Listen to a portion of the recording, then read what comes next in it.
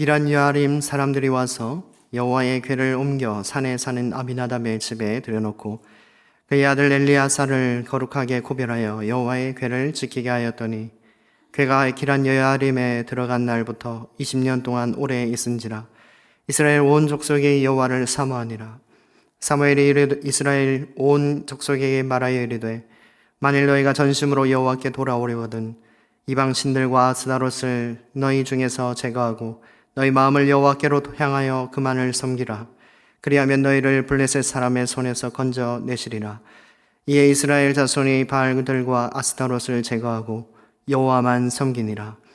사무엘이 이르되 온 이스라엘은 미스바로 모이라. 내가 너희를 위하여 여호와께 기도하리라 하매 그들이 미스바에 모여 물을 길어 여호와 앞에 붓고 그날 종일 금식하고 거기에서 이르되 우리가 여호와께 범죄하였나이다 하니라. 사무엘이 미스바에서 이스라엘 자손을 다스리니라. 이스라엘 자손이 미스바에 모였다함을 블레셋 사람들이 듣고 그들의 방백들이 이스라엘을 치러 올라온지라. 이스라엘 자손들이 듣고 블레셋 사람들을 두려워하여 이스라엘 자손이 사무엘에게 이르되 당신은 우리를 위하여 우리 하나님 여호와께 쉬지 말고 부르짖어 우리를 블레셋 사람들의 손에서 구원하시게 하소서 하니 사무엘이 젖먹는 어린 양 하나를 가져다가 온전한 번제를 여호와께 드리고 이스라엘을 위하여 여호와께 부르짖음에 여호와께서 응답하셨더라.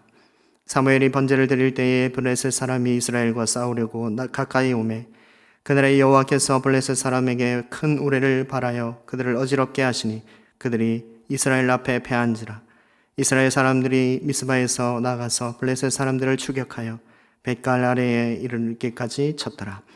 사무엘이 돌을 취하여 미스바와 센 사이에 세워 이르되 여호와께서 여기까지 우리를 도우셨다 하고 그 이름을 에베네셀이라 하니라. 이에 블레셋 사람들이 굴복하여 다시는 이스라엘 지역 안에 들어오지 못하였으며 여호와의 손이 사무엘이 사는 날 동안에 블레셋 사람을 막으심에 블레셋 사람들이 이스라엘에게서 빼앗았던 성읍이 에그론부터 가드까지 이스라엘에게 회복되니 이스라엘이 그 사방 지역을 블레셋 사람들의 손에서 도로 찾았고 또 이스라엘과 아모리 사람 사이에 평화가 있었더라. 아멘. 이스라엘의 하나님의 경외함을 잊어버렸죠. 하나님을 경외하지 않고 가볍게 여겼습니다. 하나님을 존중하지 않았습니다. 그랬더니 하나님의 영광을 가로채었더니 하나님의 영광이 떠났습니다. 이가봇, 없다, 그리고 가보드, 이가봇, 하나님의 영광이 없다. 그래서 하나님의 영광이었던 그 영광을 상징하였던 언어궤를 블레셋에게 빼앗기죠. 하지만 이것은 하나님께서 이스라엘을 떠나신 사건이라 했습니다. 하나님의 영광이 실로를 떠나 블레셋으로 갔죠. 하나님의 영광이 떠났으니 그 영광이 없어졌는가? 그렇지 않죠. 떠나신 하나님의 영광에 하시는 일들이 있었습니다.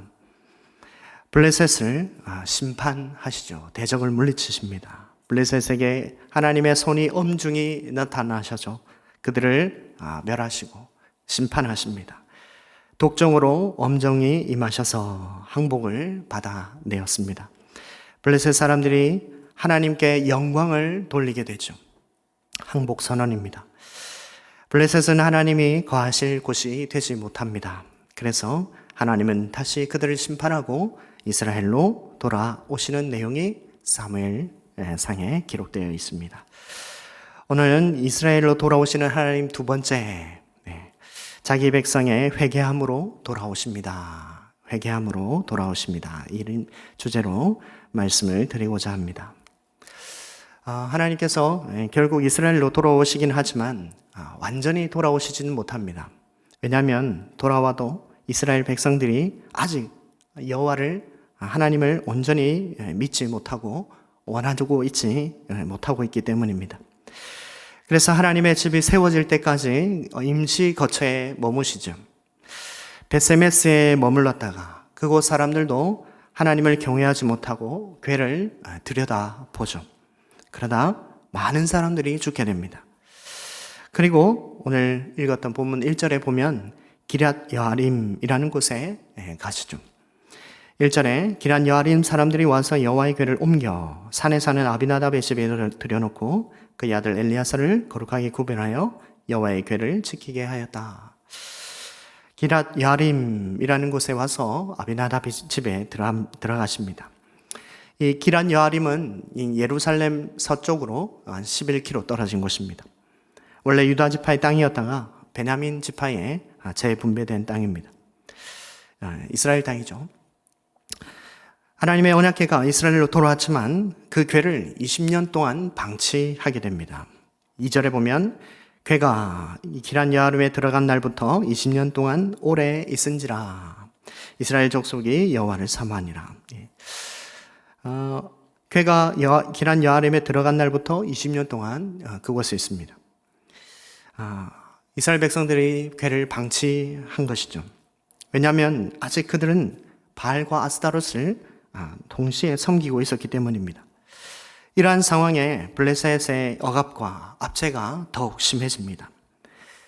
2절 끝에 보면 이스라엘 온 족속이 여호와를 사모하다 이렇게 되어 있죠. 근데 이 이스라엘이 여호와를 사모했다라는 이 사모하다라는 말이 원래 히브리어로 나하라는 단어입니다. 그 말은 슬퍼하다, 울부짖다 이런 말이거든요. 하나님께 울부짖고 있습니다. 하나님께 부르짖고 있죠. 하나님을 찾고 있는 것입니다.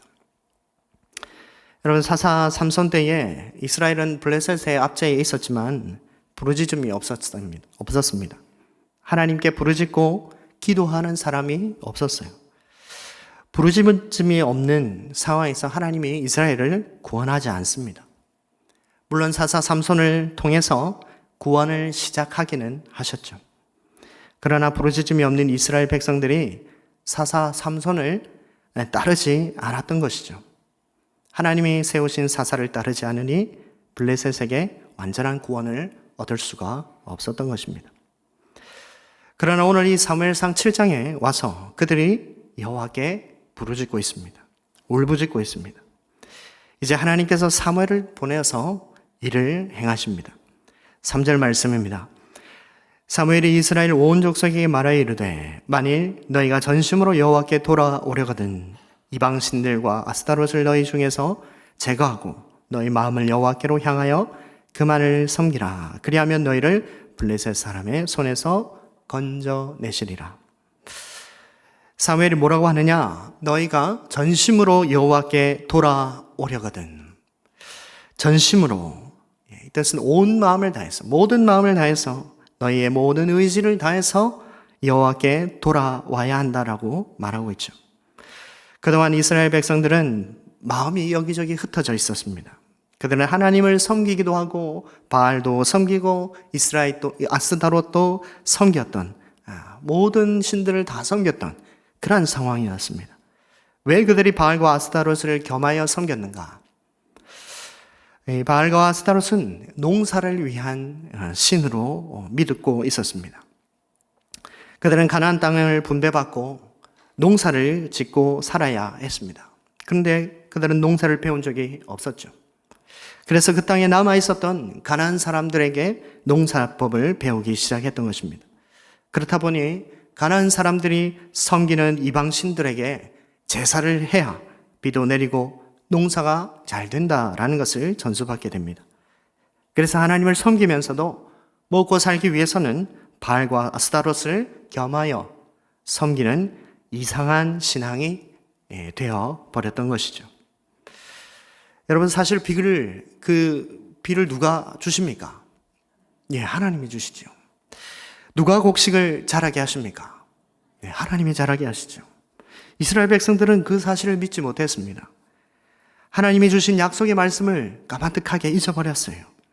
하나님은 전쟁의 신이지 농사의 신이 아니라고 믿었던 것입니다.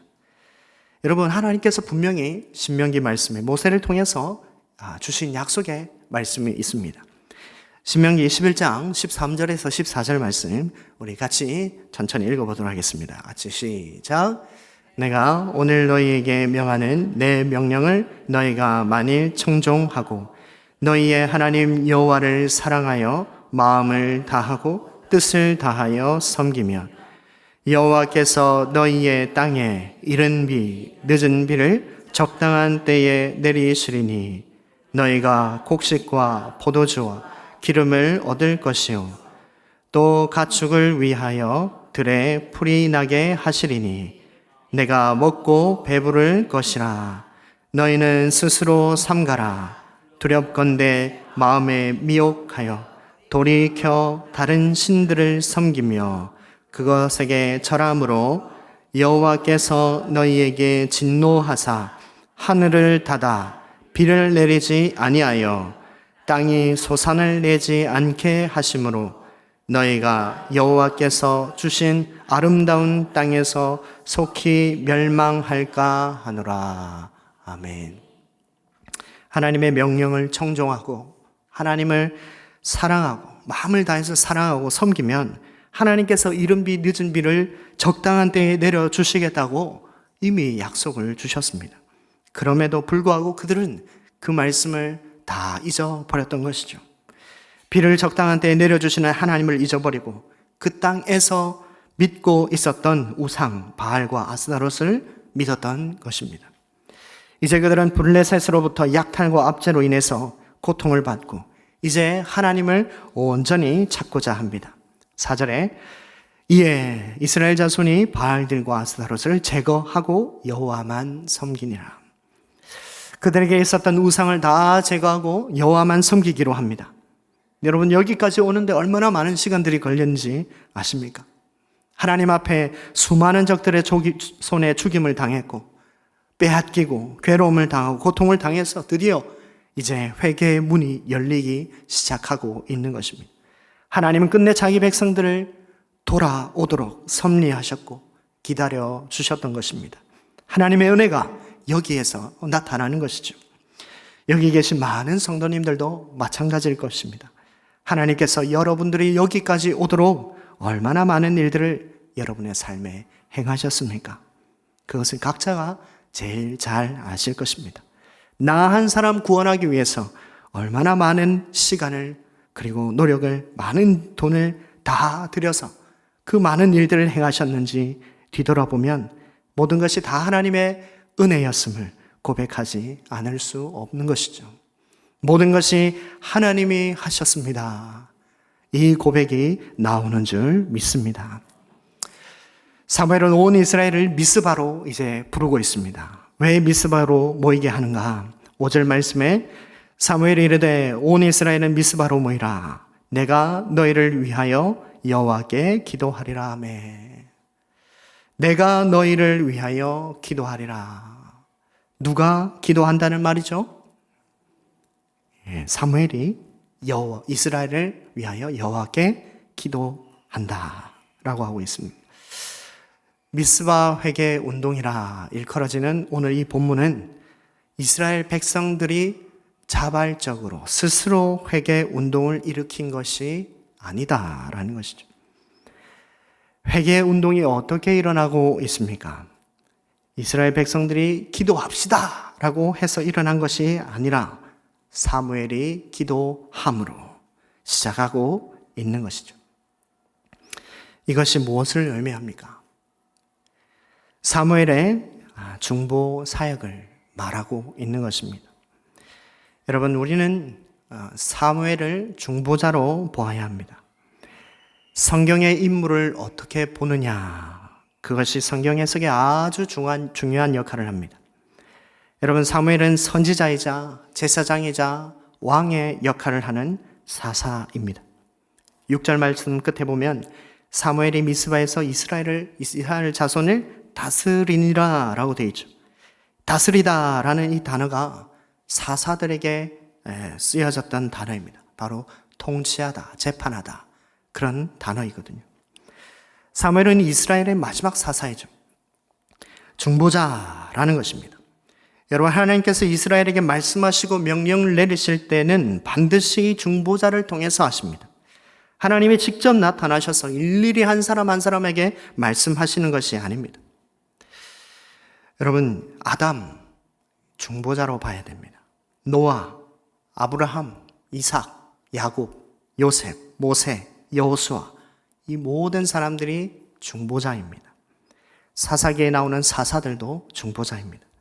이들에게 나타나셔서 말씀하셨지 모든 사람들에게 말씀하지 않으셨어요. 여러분, 시내산에서 하나님이 뭐라고 말씀하셨는가? 출애굽기 19장 21절에 여호와께서 모세에게 이르시되 내려가서 백성을 경고하라. 백성이 밀고 들어와 나 여호와께로 와서 보려고 하다가 많이 죽을까 하노라. 백성들은 하나님께 직접 나가지 못합니다. 중보자를 통해서 나갈 수 있는 것이죠. 백성들도 이렇게 얘기합니다. 출애굽기 20장 19절에 모세에게 이르되 당신이 우리에게 말씀하소서 우리가 들으리다.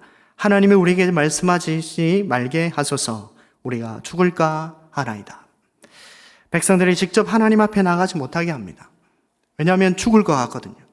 그래서 하나님은 항상 중보자를 두셔서 그를 통해 말씀하시고 그를 통해 백성들을 다스리십니다. 여러분, 사무엘이 중보자라는 것을 우리는 알아야 합니다. 혹시 우리 중에 중보자는 예수님밖에 없는데 라고 혹시 생각하는 분들이 계시는지 모르겠습니다. 우리의 중보자 예수님 맞죠? 그러나 구약에 나오는 이 중보자들은 그림자 중보자들입니다. 모두 예수님을 가리키고 있는 중보자들입니다. 예수님을 예표하는 자들이죠. 그래서 오늘 이 사무엘이 하는 일이 무엇인지를 살펴보아야 한다라는 것입니다. 사무엘의 사역이 바로 예수님이 하시는 사역이 이 예표이기 때문입니다. 그렇기 때문에 이 미스바의 의미는 이스라엘 백성들의 회개보다는 먼저 사무엘의 중보 사역이 먼저라는 것을 보여주고 있는 것입니다. 사무엘을 통해서 이스라엘의 회개가 시작됩니다. 6절 말씀에 그들이 미스바에 모여 물을 길어 여호와 앞에 붓고 그날 종일 금식하고 거기에서 이르되 우리가 여호와께 범죄하였나이다 하니라. 사무엘이 미스바에서 이스라엘 자손을 다스리니라. 이스라엘 백성들이 물을 길어와서 여호와 앞에 부었다라고 되어 있죠. 물을 붓는 행위에 대해서 정확한 설명은 없지만 예레미야 예가의 말씀으로 어느 정도 유추는 할 수 있습니다. 예레미야 2장 18절에서 19절 말씀입니다. 제가 봉독하겠습니다. 그들이 마음이 주를 향하여 부르짖기를 딸 시온의 성벽아 너는 밤낮으로 눈물을 강처럼 흘릴지어다. 스스로 쉬지 말고 내 눈동자를 쉬게 하지 말지어다. 초저녁에 일어나 부르짖을지어다. 내 마음을 주의 얼굴 앞에 물 쏟듯 할지어다. 예레미야 선지자가 이스라엘의 멸망을 보면서 눈물을 흘리고 애통해하는 모습을 물 쏟듯 눈물을 흘리는 것을 말하고 있습니다. 그와 같이 회개의 심령, 이 애통의 심령으로 마음을 주께 향하여 부르짖을 때에 눈물을 강물처럼 흘리고 마음을 물 쏟듯 하는 행위로 여겨지는 것이죠. 그들의 마음을 완전히 하나님 앞에 다 쏟아내어 놓는 표현인 것입니다. 여러분, 이때 무슨 일이 일어나고 있습니까? 블레셋이 이스라엘을 치러 옵니다. 7절에 이스라엘 자손이 미스바에 모였다 함을 블레셋 사람들이 듣고 그들의 방백들이 이스라엘을 치러 올라온지라. 이스라엘이 지금 방금까지 뭐 하고 있었습니까? 금식하고 회개 기도하고 있었죠. 그런데 그들은 전혀 전쟁의 준비가 되어 있지 않은 상태에 블레셋의 공격이 온 것입니다. 눈물을 쏟고 이때까지 죄를 자백하고 우리 하나님 여호와께 범죄하였습니다. 울부짖고 있었습니다. 여러분, 악한 세력들, 사탄은 항상 우리가 제일 약할 때에 공격하는 것을 명심하십시오. 우리의 몸과 마음이 지쳐 있을 때에 아무 소망이 없다고 좌절할 그때에 우리를 공격합니다. 우리를 완전히 무너뜨리기 위해서 치명상을 입히기 위해 약할 때에 공격합니다. 우리는 약할 때일수록 더 깨어 기도해야 하는 것입니다. 그래서 더 하나님을 의지해야 하는 것이죠. 여러분, 미스바에 모여서 금식 기도하고 있는 그때에 전쟁 대비가 전혀 되어 있지 않은 그때에 블레셋이 공격해 왔으니 얼마나 두려웠겠습니까? 이 백성들이 그때 뭐라고 하는가? 8절에 이스라엘 자손이 사무엘에게 이르되 당신은 우리를 위하여 우리 하나님 여호와께 쉬지 말고 부르짖어 우리를 블레셋 사람들의 손에서 구원하시게 하소서. 여러분, 이스라엘 백성들이 달라졌습니다. 우리 아이가 달라졌어요 하는 것처럼 달라졌어요. 많이 바뀌었습니다. 변화되었습니다. 이전까지 이 백성들이 어떻게 했는지 기억하십니까? 삼손에게 찾아가서 왜 블레셋과 싸우느냐? 너를 사로잡아 블레셋에게 넘겨주겠다 라고 했던 사람이었어요. 언약궤만 있으면 우리가 승리할 수 있습니다 라고 잘못된 믿음을 가지고 언약궤를 전쟁터에 가지고 나갔다가 빼앗겼던 그러한 사람들이었습니다. 그런데 이제 그들이 어떻게 하고 있습니까? 그들은 전쟁의 승패가 어디에 달렸는지 드디어 깨달았습니다. 당신은 우리를 위하여 하나님 여호와께 쉬지 말고 부르짖어 우리를 블레셋 사람들의 손에서 구원하시게 하소서. 지금 중보자 사무엘에게 기도를 하여 우리를 구원해 달라고 말하고 있는 것입니다. 하나님이 세우신 사사를 의지하고 있는 것이죠. 하나님께서 우리와 함께 하시면 전쟁에서 승리할 수 있다라는 것을 믿고 있는 것입니다. 여러분, 구약시대의 전쟁은 믿음을 드러내는 시금석입니다. 믿음이 있느냐 없느냐가 드러나는 곳이 전쟁터입니다. 여호수아가 가나안 정복을 할 때 어떻게 했습니까? 믿음으로 여리고성을 돌았을 때에 여리고성이 무너졌습니다. 믿음으로 나갔던 유다 지파는 승리를 얻어 땅을 정복했습니다. 그러나 믿음이 없었던 대부분의 지파들이 전쟁에 나갔다가 패배하게 되고 믿음이 없어서 전쟁도 시도하지도 못했던 그러한 지파들도 있었죠. 구약에 나오는 모든 전쟁은 하나님이 우리와 함께 하신다라는 믿음으로 승리할 수 있는 것입니다. 이스라엘 백성들이 사무엘을 의지하고 우리를 위해 기도해 달라고 했을 때에 어떤 일이 벌어집니까? 큰 승리가 주어집니다.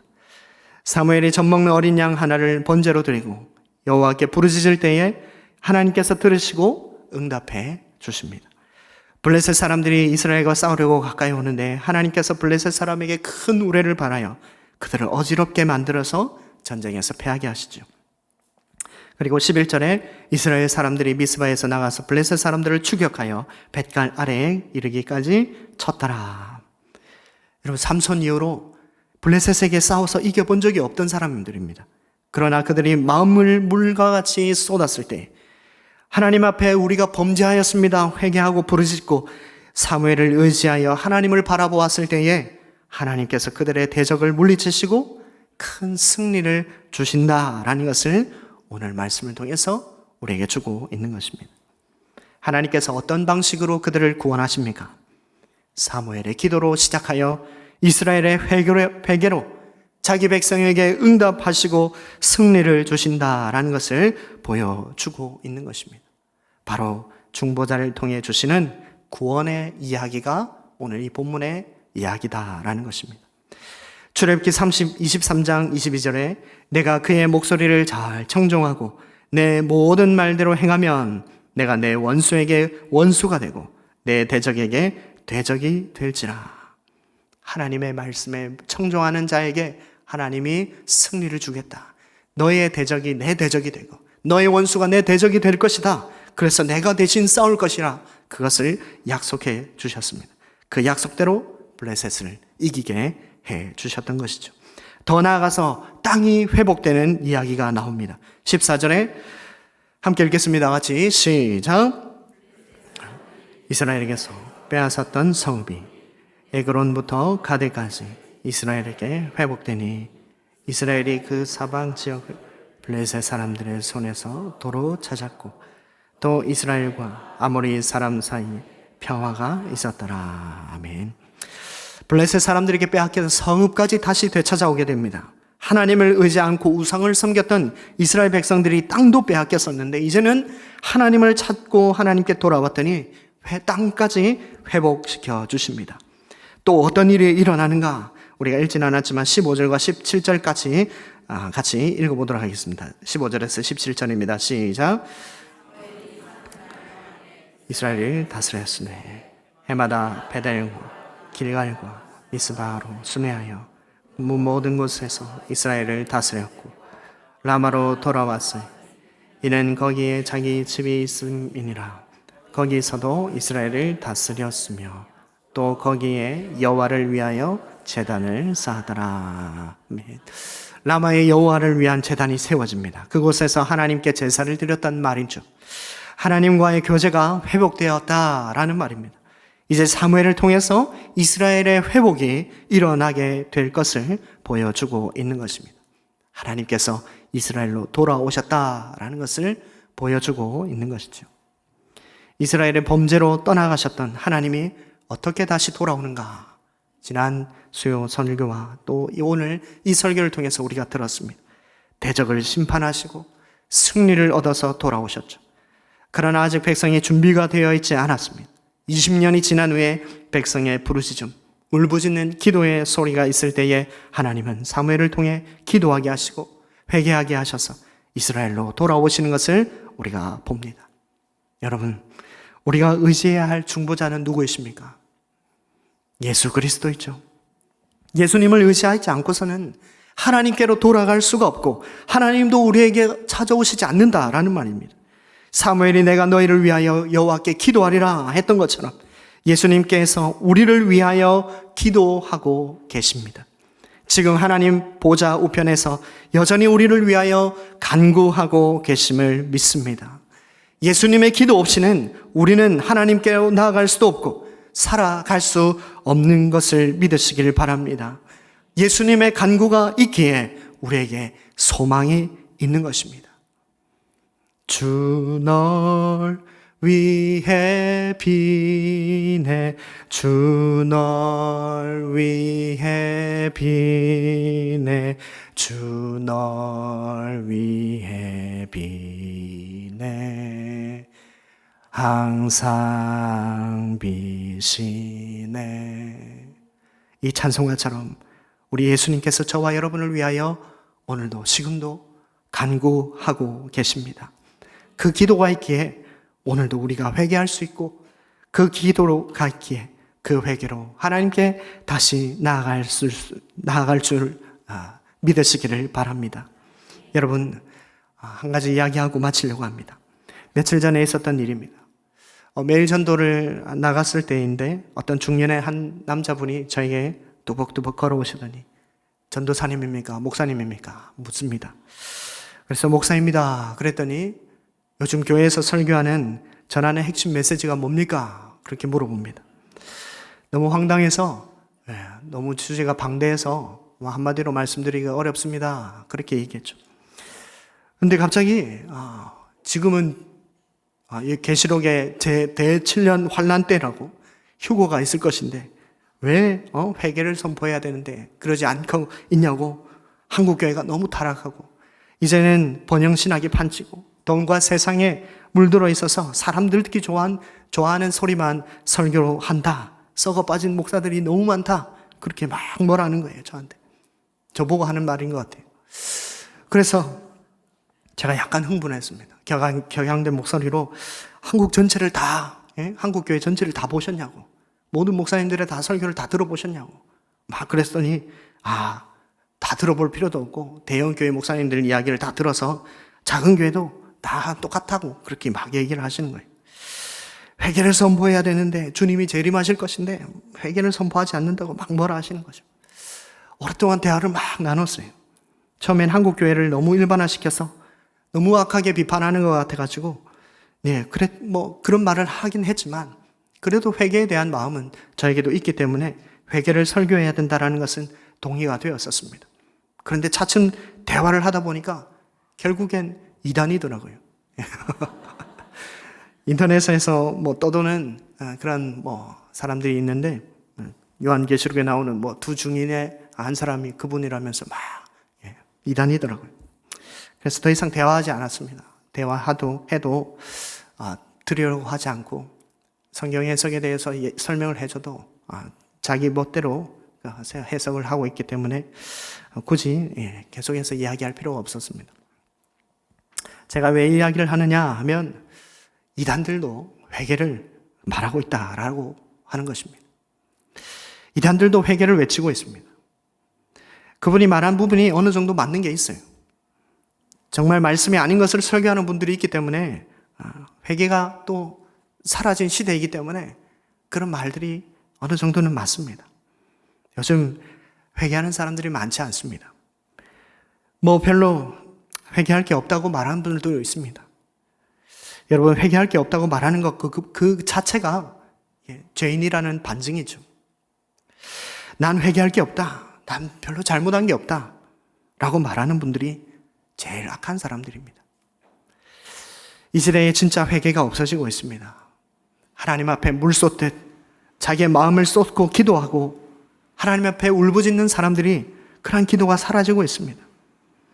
여러분은 언제 목을 놓아서 울며 하나님께 부르짖어 보았습니까?